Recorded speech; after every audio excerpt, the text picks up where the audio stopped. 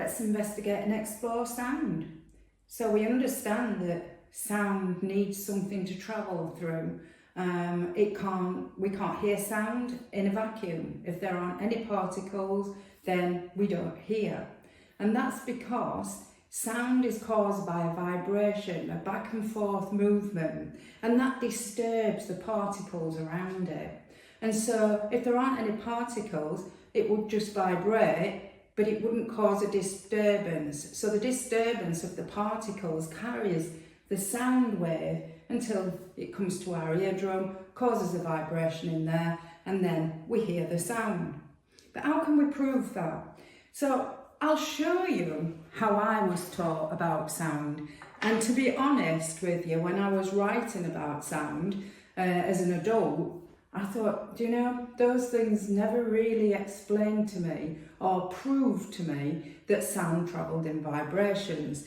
Because these are some of the ideas that I was taught that we used to teach me.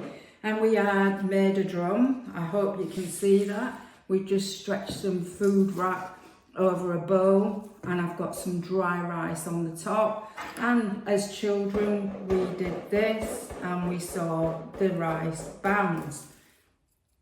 I can hear the tap, I can see the rice bounce, but for me, that didn't explain it to me too much. And then we made instruments, guitars, and we saw that as the elastic band was plucked, a sound was made, and we could also see the elastic band vibrating. If we shortened the elastic band by pressing on it, the sound changes. If we pluck it harder, the volume increases. And so I guess this one kind of did help me to understand. I found it much more exciting when I discovered this. So this is just an ordinary balloon, and this is a nut from a nut and a bolt. It has to have square edges, okay?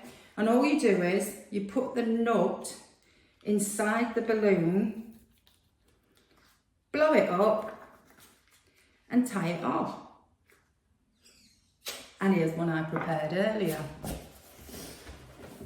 If you hold the balloon by the knot at the top, just put your hand over it like that and just whittle. Can you hear? Quite a low volume, low pitch sound. But I can feel the balloon vibrating.